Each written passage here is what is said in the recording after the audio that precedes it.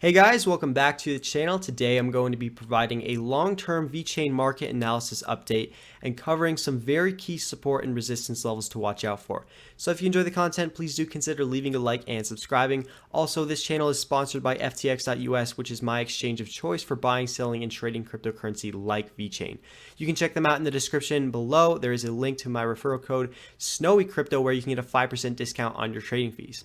All right, so let's dive in here to the charts. We can see that Vechain is obviously doing pretty well here, bouncing off this very key support level around 2 to 2.2 cents. Now, I've been talking about this in every Vechain market analysis video, but I will do a quick recap. This is an extremely important level of support. This was the macro lower high that formed this pretty big rejection back in September of 2018. This was also a rejection point back here in August of 2020. Okay, so following a retest and rejection of this level, we retraced about 60% in just the following 3 months. So it is a very key and important level, and as you can see, the lows are forming off this level and it's holding as support. So overall, that is a great sign, and we want to see this continue, where ideally we don't want to see this lost. Now, once again, this level ranges from 2 to 2.2 cents, and currently we're up about 50% off that level, and we're going right up into this resistance point around 3.5 cents. Now, this is going to be a key level because this was the consolidation of resistance we held as our range high back in May. You can see all these candles basically had wicks going up to this level, but no daily closes above it. You can also see if we go all the way back here to 2021, this was a similar thing where a lot of these wicks went all the way up to this level, no daily candle closes above it. And then when we actually broke above it and we came back down, we flipped it into support. So a very key structure here where we had resistance in January of 2021, we came above it and flipped it into support back in February. So it's a very key support resistance level in the event that we're making up to that 3.5 cent mark. That is where I expect some resistance to be held. Now, beyond that, we also have the 200-day simple moving average, which is this green line on the chart. So what this is doing is it's taking the closing price of the last 200 candles, averaging it together. And this was a very strong level of resistance that we rejected at back in March. Now, it's important to understand how this is calculated. Once again, it takes the closing price of the last 200 days and averages it together. So if we were to go back 200 days ago, you can see that we were closing prices upwards in this 8-cent region. So this is going to be averaging down, and it's going to be continuously moving down at a pretty quick pace. And if we were to just extend this out, you can see that it could be retested at some lower levels down. Say it could be at 3.5 cents in middle of September, or if we were to test it in the middle of August, it could be all the way around 4 cents. Currently, it is at 4.3 cents, so it's a very key level of resistance to watch out for, and it's going to be a moving target.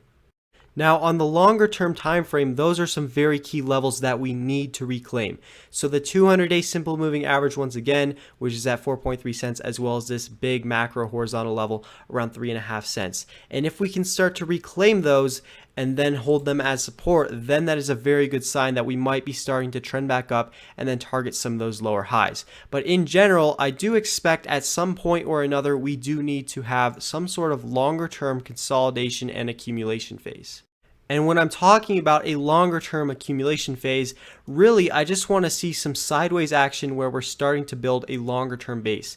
And we can look back to the prior bear market and we can see that Vechain had this sideways consolidation phase. It went and oscillated between this level around 0.003 and 0.008. Okay, so this low in December of 2018 at 0.003 was retested 2 other times, and you can see that we basically just oscillated back and forth, going sideways for the better part of a year and a half. And that is what I want to see with Vechain today. It does not have to be that long, obviously, but I would like to see a little bit more structure, a little bit more consolidation before eventually building into another cycle. So what that would look like on the chart, again, it doesn't have to play out exactly like this, but the general gist is going sideways, accumulating a bit longer, trending into a new cycle, building up into an accumulation zone, and then from there, maybe on into 2023, we could actually start to head back up to some of those lower highs. And that would correspond to, again, flipping the 200-day simple moving average back into support, as well as reclaiming some of these key support and resistance levels that are horizontally important. So overall, that is what I want to see on the Vechain USD pair. If I switch over here to the Vechain Bitcoin pair, it's a similar story. I do want to see eventually some sort of longer term consolidation and accumulation. So most notably, we can look at this current trend in place, and it's basically just a pretty simple downtrend with lower highs and lower lows. Okay, so we're rejecting, and then we're coming back down, forming lows, and then we're coming back up, rejecting, and then taking out that support level, and then continuing lower. So it's a very consistent and similar trend where once again we're pressing on this resistance and we might be setting up for another lower high. Now obviously that does not have to happen. I'm not calling for another lower high. I'm not saying that's what I'm expecting. What I am saying is that for a longer term bullish stance, what I want to see is this structure break. So in what scenario would I say it has broken? Well, if we're coming back down, forming a double bottom, and then making a higher high, that would break this structure. If we're coming back down and then forming a higher low, that would also break this structure.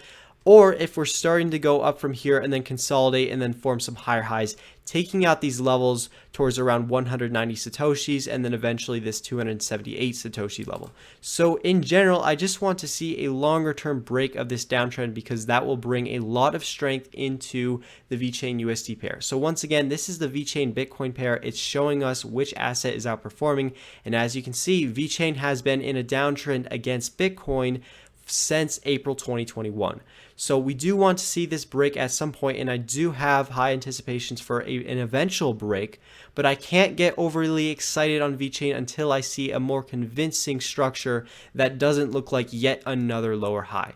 So obviously that could be in place. We could have a lower high, can come back down, form a lower low, and then continue the chart. Okay, we can continue the pattern and play something out similar.